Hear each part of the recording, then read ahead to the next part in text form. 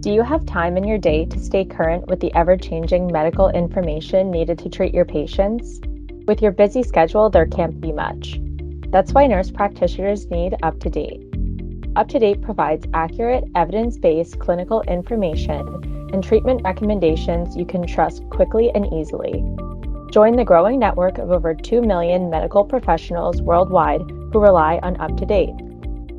Visit go.uptodate.com/NP15. That's go.uptodate.com/NP15 and use promo code NP15 to save 15% on a first-time annual or longer individual subscription.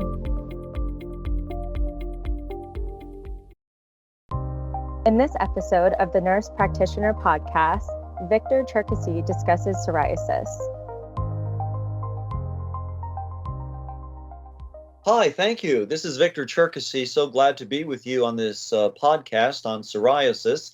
I'm a nurse practitioner in dermatology here in the Cleveland, Chattanooga, Tennessee area, and I have been part of the Nurse Practitioner Journal editorial board since 2008. Very happy to be with you. I see about 50, 60 patients a day. Am involved in Mohs surgery, but my primary job 100% of the day is clinical dermatology. Thanks for your introduction, and we'll jump right into it with some of our questions today. Over the past 20 years, psoriasis has been a popular topic of conversation in the dermatology world. Specifically, we see frequent direct-to-consumer commercials and various products available in the market today. What's the latest science in diagnosing and prescribing for psoriasis? Well, thank you. That's a great question. I can tell you we are light years where we were earlier in my career and in my lifetime. Imagine, in my professional career, I have seen us go literally from the Stone Age to the Space Age. We have had tremendous improvement in our body surface averages of people who are satisfied with maybe 30, 40% improvement of their psoriasis. Right now, we have people that are experiencing maybe 99% or even 100% improvement of their psoriasis thanks to the technology.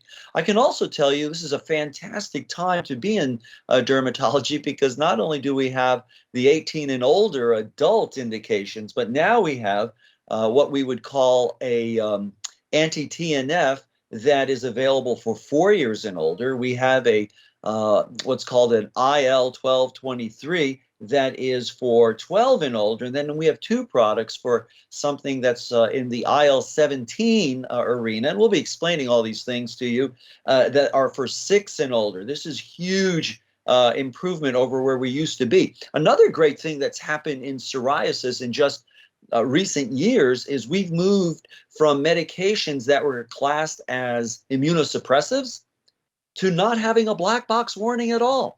I mean, think of what that means for our patients and also the relief it could be for many providers who are giving these medications.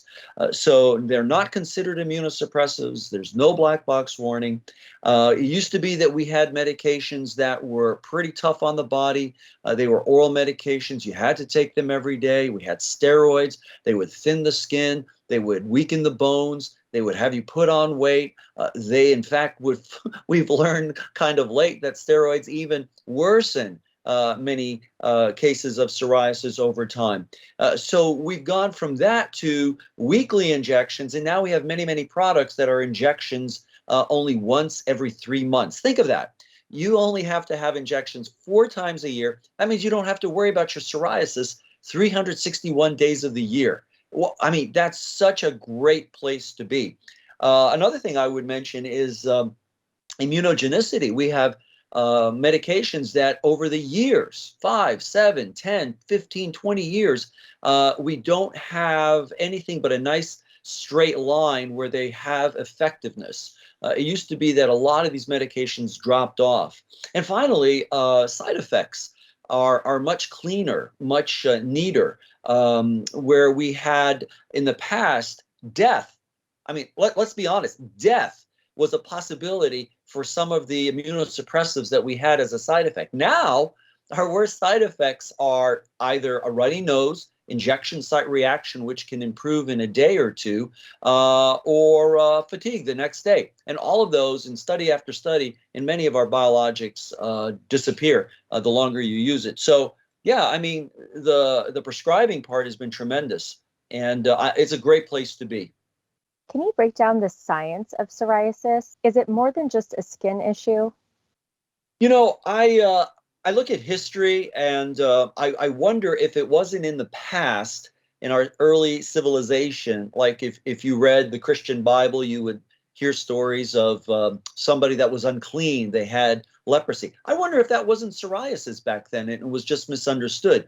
People all through the Middle Ages, of course, there's different pictures and paintings where they're thrown out of a city, and I really wonder if it wasn't psoriasis much of the time, because it was a skin condition. Well, we've come a long way from thinking it was a skin condition, and now we see that it's a, let me put it this way, it's a CID. For everyone listening, a CID is a chronic inflammatory disease. And we have a number of them. For example, rheumatoid arthritis is a classic chronic inflammatory disease. And what happens is there's a term that's coming out in dermatology in the last year or two, and we call it inflammaging. And, inflammation and aging. So we put them together, and we have the term inflammaging. And the longer you have circulating in your body these proteins that are overproliferating and inflaming all parts of our body, then we're just going to get really sick. And skin is one of the manifestations of the psoriasis, which I believe is a chronic inflammatory disease, as does much of science.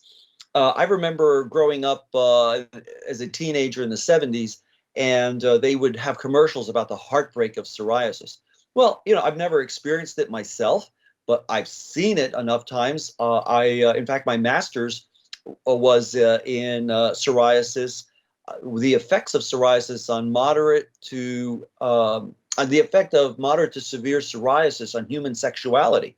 Yeah, there was heartbreak there. You did not want to feel intimate or get close to someone. You could always see a psoriasis person that wasn't being treated well by having the long pants and long sleeves poolside. They came to the party, but they're not going to get in the water. They avoided social conditions.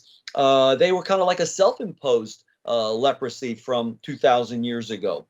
Well, what we found is that psoriasis, the very word, kind of gives away one of the aspects. It's a Greek word. It comes from the Greek psora, which means to itch, psora or psoriasis.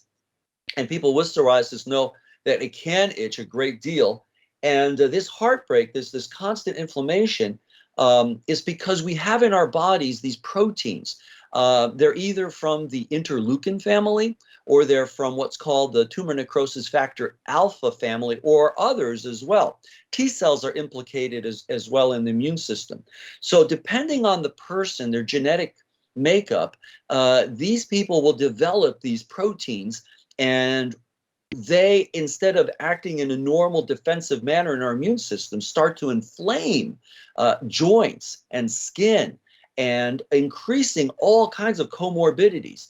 People with untreated psoriasis or psoriatic arthritis have an increase of cancer, obesity, heart disease, increased lipids. There's complications with diabetes, stroke. I mentioned sexual dysfunction, and depression, of course, and hypertension. I mean, I can keep on going here.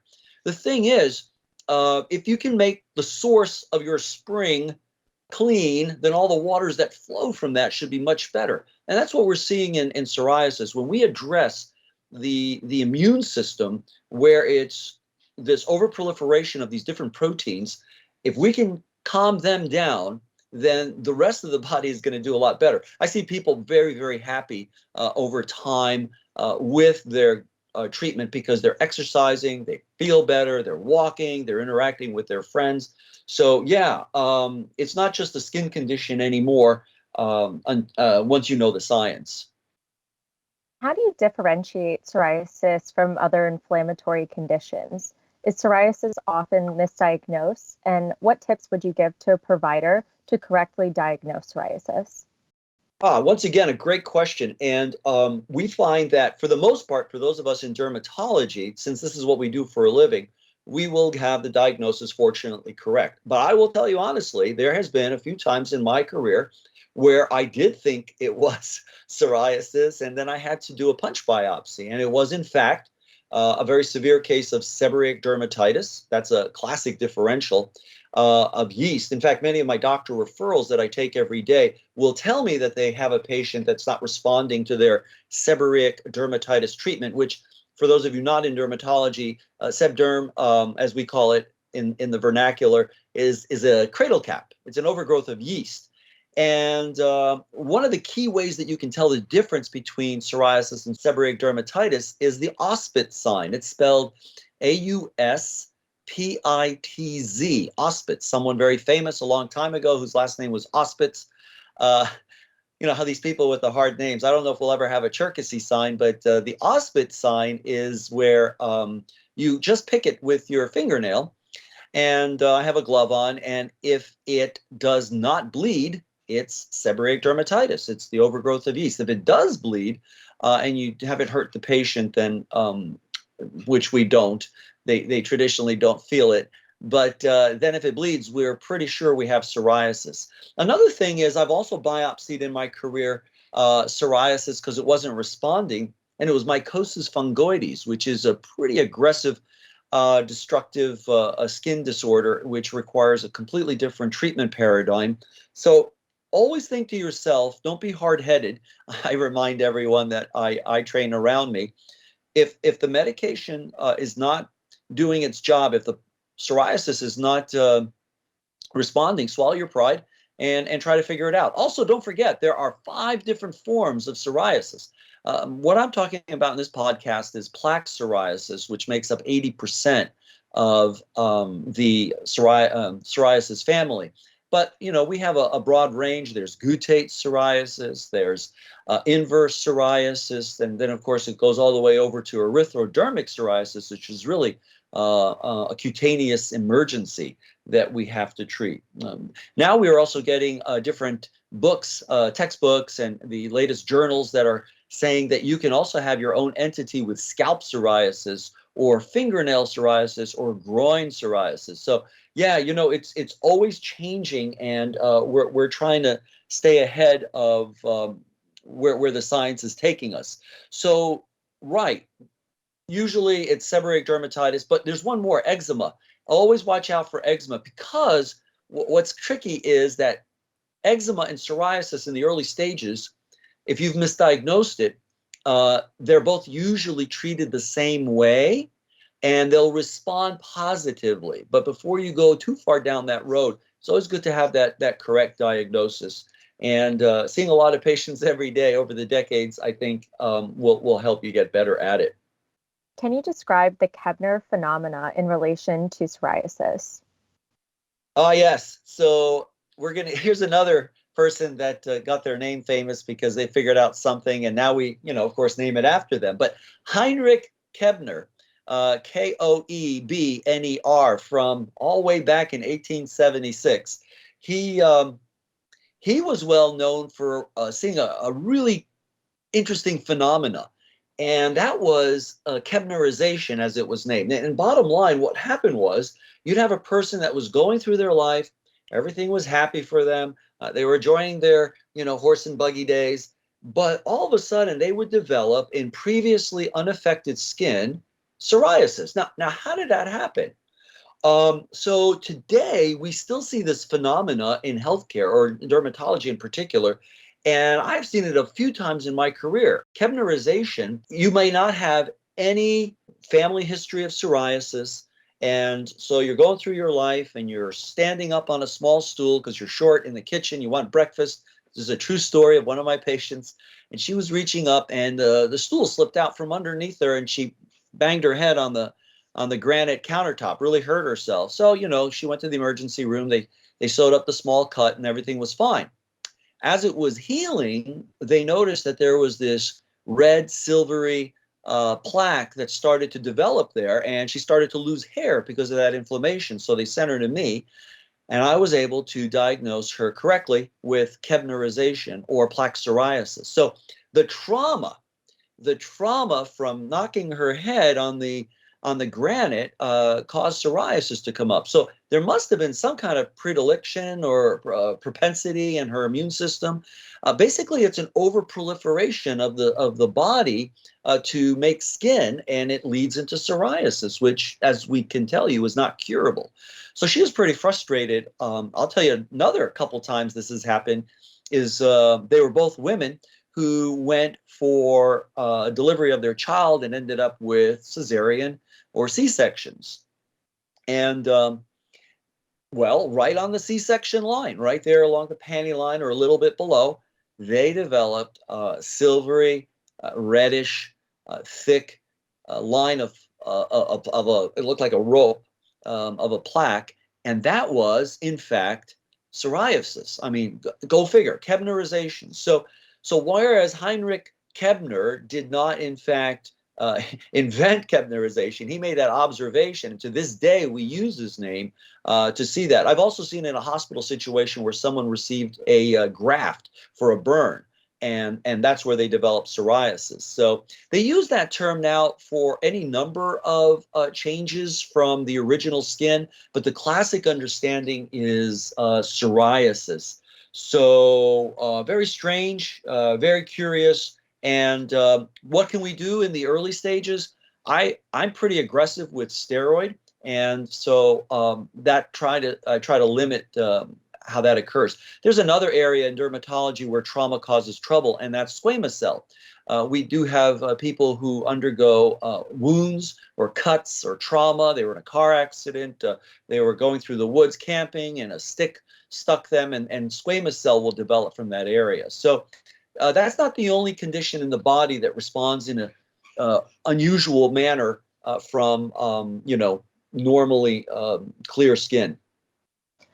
Earlier, you mentioned biologics. Would you mind elaborating more on this growing area of medicine, especially during COVID? How safe are the various forms of biologics given the recent mutations of COVID and with the vaccines in general? Thank you again. So yes, we are still during the time of this podcast with different variants of the COVID-19, and we're still plowing ahead, trying to make sense of what this means to healthcare at large, as well as what does it mean for us in dermatology, and what about psoriasis? So some things that I've been noticing, along with many, many others nationwide, and we're trying to have a registry, is the unusual cutaneous reactions that occur from having COVID-19, or even the vaccine sometimes. That is a reality, though overall they've been proven to be safe and effective. But that said, with COVID-19, we're seeing, for example, hair loss, particularly in women. We're seeing unusual rashes, the public would say. We would call it allergic urticaria. But also, is it safe to be on a biologic which works to amend your immune system during this time? So let me give you the official line from the American Academy of Dermatology, the CDC, and also the National Psoriasis Foundation, and myself, because when this all started back in, I guess it was March, April of 2020, when the public was told, give us 2 weeks to flatten the curve, I had patients that were coming in, doing telederm, saying, should I remain on my biologic during COVID-19? Well, I thought this through, and I said, based on the science, and I'll explain in a moment, keep going. And here's why. If you have a chronic inflammatory disease like psoriasis or psoriatic arthritis or rheumatoid arthritis, and you run up against an illness like COVID-19, it's very likely that your body is going to be primed for an overreaction. Remember, you're already in a certain way with a hurt immune system when you have psoriasis, right? You're having an overreaction, an overproliferation of these important T helper cells, tumor necrosis factor alpha, interleukins. and you run up against that, you get very ill, and your body can overreact, right? We already know about comorbidity. So I thought it through, and we have come to a determination in healthcare that we need to keep our patients on biologics, because if you can have an immune system that is, I guess the word I remember once when I was in high school is copacetic, or kind of normal, then you're not going to have that overreaction. Now, it's not foolproof, but I do have here some data on the guidance that there is no evidence right now. This is a statement that's being given by the National Psoriasis Foundation to support stopping biologics or other systemic agents with our patients during this pandemic. So we still want to be very careful. There's no guidance there's nothing to tell us that we would be using hydroxychloroquine or chloroquine for the prevention of this COVID-19 or anti-malarial. So, the science right now is go ahead, look at your patients on a case-by-case basis, look to them for a discussion that's a risk versus benefit. And for the majority of my patients, we've kept them on, and we have done just fine. And I have hundreds upon hundreds of patients on these medications, and overall, they have done very, very well. So it's a great question. It's very relevant during this time. And right now, with COVID-19, and the vaccines that are being given, we are not seeing any kind of contraindication with the biologics that we're giving to our patients for psoriasis. Why can't we go back to using traditional drugs like methotrexate, prednisone, or cyclosporin for psoriasis treatment? Aren't they less expensive and somewhat more reliable? What are your thoughts on biosimilars? We have, over the years, come to a place where we find that our patients appreciate not only an improvement in their skin, which some of the older drugs were very good at doing, but we have lower toxicity as well. So what has happened in the last decade in particular is we have been able to increase effectiveness and decrease toxicity as opposed to those older medications. Now, while I may personally have had a very, very good run in my career with a product like cyclosporin or acitretin, which is a vitamin A product related to Accutane, which is the brand for a brand name for isotretinoin used for the last 40 years in acne, or methotrexate, which is an immunosuppressant used for liver and kidney transplants. They were very, very good in the 70s and 80s, but now we've come to a place where for our patients, it's going to be a lot better because of the decrease in toxicity. Plus, we don't have to have the labs like we used to. Let me give you an example. So if I was going to put someone on say, methotrexate, I'm just picking one out of the hat there.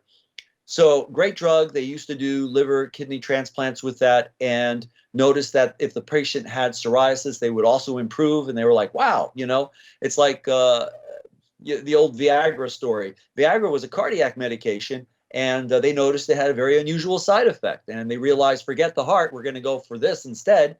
And they've made billions of dollars on the side effects. So with methotrexate, we realized rather quickly as an anti-inflammatory, it worked very, very well too. But there are many, many cases where a person who never tried methotrexate died as a result a week or two later. I know that's a fact. I know of people that were providers and gave that, and they were exonerated. It was a terrible thing, but it was worse for the patient. So it's the toxicity aspect. But let's say we take methotrexate. So I have to order all kinds of labs, blood work.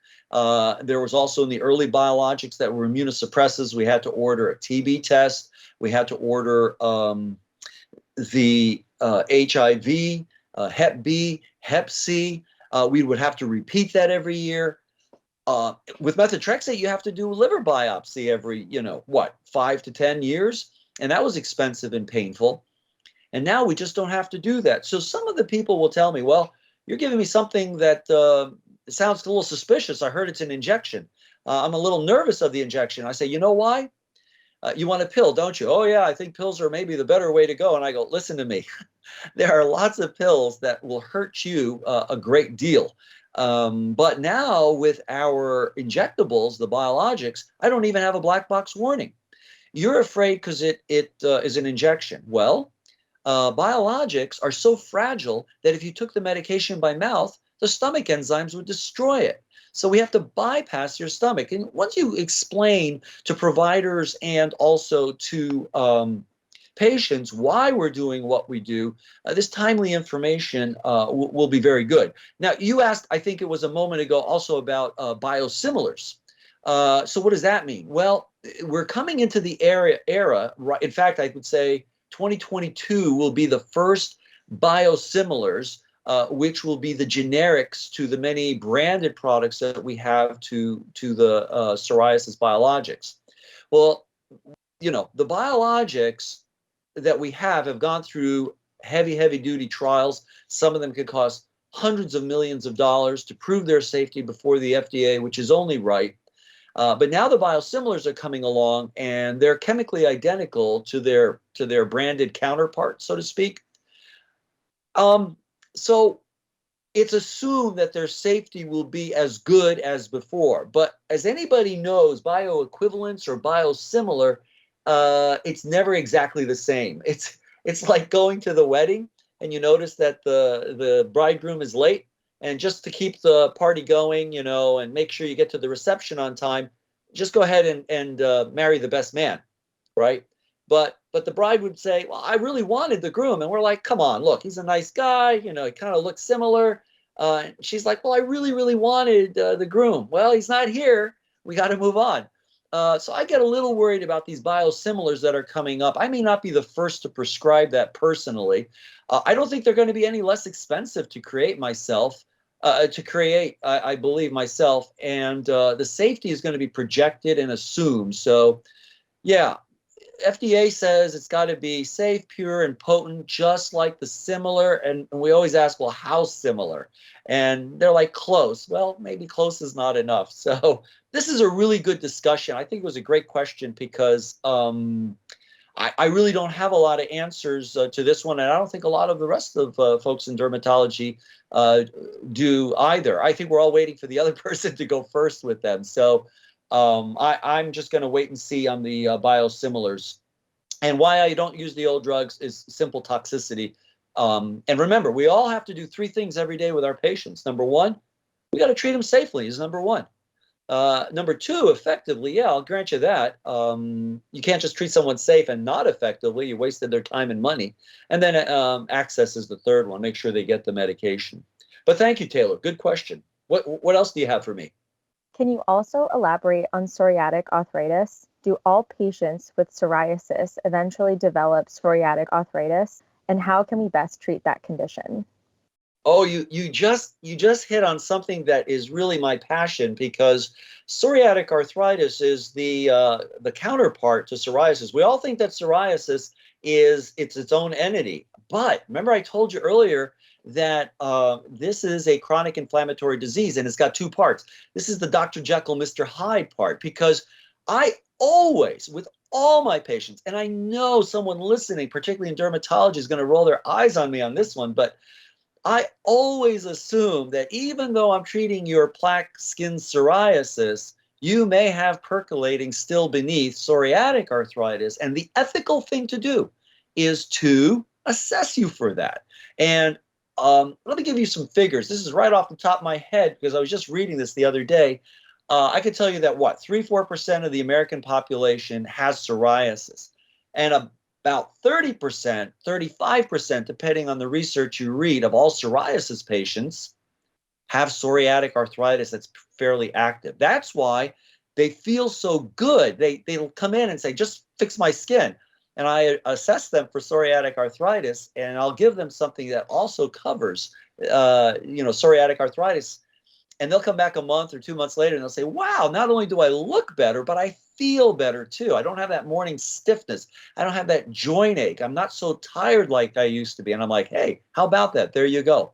One of the best ways to assess for psoriatic arthritis is the PEST questionnaire. PEST, P-E-S-T, stands for Psoriasis Epidemiological Screening Test. And what the PEST test does for us is it asks 5 simple questions, just 5. And of these 5 questions, if you're positive for 3 of them, the validity is really off the charts. It's very, very good for nailing down psoriatic arthritis. And we should not forget that. I read in one survey that half of dermatology providers, it's a shame to the profession, never assessed their psoriasis patient for psoriatic arthritis. So I would say this, always assume that a psoriasis patient has psoriatic arthritis in the background. And number 2, if they are positive with 3 out of the 5 questions on the PEST. Oh, by the way, another reason the PEST is such a great one is it's the only one that's non-proprietary. You can use it for free. You don't have to pay any kind of fees for using it. So, it's out there for anyone to use. You can look that up. It's a quite easy test to administer. Just 5 questions. Question number 1. Do your fingernails or toenails have holes or pits? Number 2, do you have any swollen joints like fingers, toes, wrists, ankles, or knees? 3, do you have pain in your heel? 4, have you ever had a finger or toe that was completely swollen? And 5, have you ever been diagnosed with arthritis? And if they're positive for 3 out of the 5, then give them a medication that is approved for both psoriasis and psoriatic arthritis. You're covered. And your patient's covered. And I really, really think that's the way to go. So just because you don't see the plaques anymore, don't think your job is done. Always make sure to be thorough in your work with your patients. So look for that right medication. So let's say I'm a patient diagnosed with psoriasis, but I don't want medication. Do you have options available for me that are readily based on science?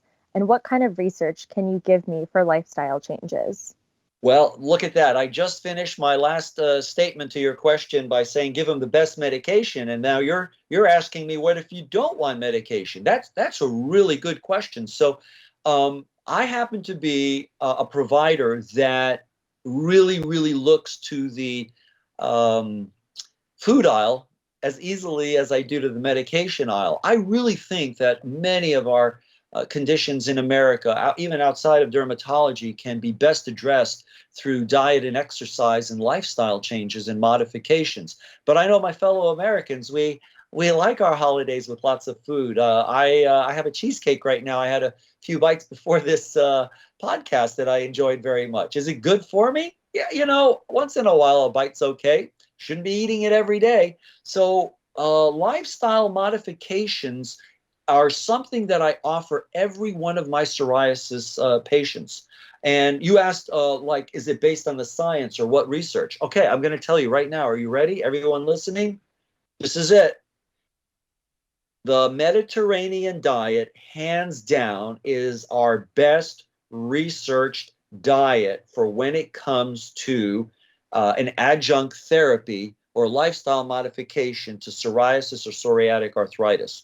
It's not the Ornish diet. It's not South Beach. It's not that one with a lot of protein. It's the Mediterranean diet. And in fact, if you looked around the world, go on the internet and put in the blue zones. And blue zones are areas in the world where people live healthier and longer and happier. And why is that? And the common denominator is Mediterranean diet. And I can just tell you simply, it's if you can get a Mediterranean diet pyramid online, look for the Mediterranean diet shopping list, and then look for a number of textbooks. There's some really good ones on Mediterranean diet meal plans. And I'm going to go ahead and I should probably at this point, for all due confession, and I happen to be a Mediterranean diet eater myself. I'm married to someone who does that. My parents are Mediterranean diet people. They're 93 years old, and one takes 2 medications and the other one, I think, just 1. So Mediterranean diet is a really good emphasis on whole grains, high fiber, fresh fruits and vegetables, olive oil for our fats, nuts for protein, It's low on chicken and fish just once a week, and a red meat only once a month, which I just turned everybody's, many people's diets upside down. I will also mention it's low on sugar. Dessert only maybe once or twice a week. So that cheesecake can go a long time for me. And exercise, Tai Chi or yoga or walking, which is my favorite. I work in the yard. And, you're going to feel better, you're going to live happier, and you're going to really work on those comorbidities. So the Mediterranean diet is really based on the science, where people, in fact, there's trials where people will get the medication, and also they'll have the Mediterranean diet. And then they've also had the medication alone. And guess who was better on pain at the end of 1 month? Or I'm sorry, 3 months or 6 months? It was those who modified their diet along with the pharmacology, and they just felt better. Now, I will tell patients the Mediterranean diet, and some are very excited, and they're like, that's what I was looking for. Great. So, be prepared to answer that question. Others stare at me like I've grown a second head, and they'll say, hey, I have bacon for breakfast, chicken for lunch, and steak for supper. This isn't for me. And I'll go, okay, well, at least we tried. I'm still here to talk to you about it. Let me know how that's working for you over time, because the medication can only go so far. But I really, really think a great conversation with our patients, in fact, includes lifestyle changes based on the science Mediterranean diet. What does the future look like for psoriasis in terms of coming to a cure or more effective, safer treatments?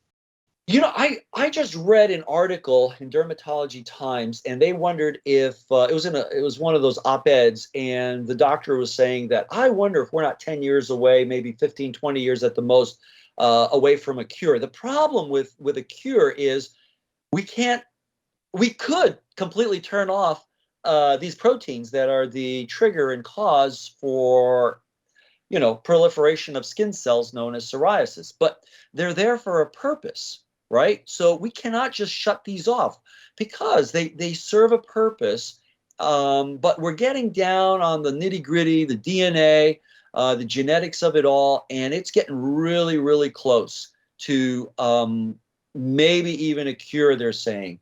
So until that time comes, we do have a great area with the biologics. In particular, I really, really like the IL-17s. I like the IL-12/23, and I like the IL-23s. There's a bunch of medications in each of those families that work really, really well. In fact, in 2022, we have a medication, a biologic for psoriasis coming out that's safe in pregnancy. Safe in pregnancy. I mean, that, who would have thought that possible even just a few years ago? So, lots of things on the horizon. We have new topicals that have a completely different action, that are non-steroidal, that are coming out. So we're at a point that I can safely tell you that you should be able to get your psoriasis patient not 40% improved, not 50% improved, but like the National Psoriasis Foundation says, you should get your patients to 1% psoriasis on the body or less. And that's with the technology we have available. So yeah, it's a good time. It's a good time. It seems like there's been tremendous progress in psoriasis treatment, which is great news for patients. Do you have any final thoughts? I do. I know I've gone a little long today because I'm pretty passionate, and also it's what I do. I really, really enjoy psoriasis and helping people. So let me kind of summarize it by telling you my final thoughts. Number one, consider diet. Absolutely. Have diet modification ready to go for any patient that might want to ask, or offer it to them so they have something to think about. Number two, I would say, please remember to assess for psoriatic arthritis. Don't just assume that psoriasis is your one and done. Understand that they may look good, but ask how they're feeling as well to do the pest test. I would say three, do a biopsy if it's not improving. There's no shame in that because there's just different presentations, especially skin of color, right? Ethnic skin. So you have people coming from all kinds of backgrounds and races, and it can be subtle in some and more obvious in others. So take the time to really assess every one of your patients and be sure to biopsy. I would say if I had a fourth final, I thought it would be don't allow insurance to pressure you in how you should best treat your patients, right? So maybe they'll give you a little hard time and push back on those prior authorizations and say, well, why don't you give them methotrexate or cyclosporin? Well, it's like me telling my sons when they were ready to drive, boys, I've got the Honda Accord or the Toyota Camry, I've got the airbags, but I'll give you guys the Model T. There's no back brace for your neck and there's no seat belts, but hey, it'll get you to where you want to go. Just don't get in an accident. I love my patients as much as my family, right? So I would not give it to my family. Some of the old immunosuppressants when I have the safer products right now with all the bells and whistles and don't have to do that kind of labs like I used to in the past. Finally, I would say one more thought, and that is we have a problem in dermatology, and I hope they address this, where they say mild, moderate, or severe.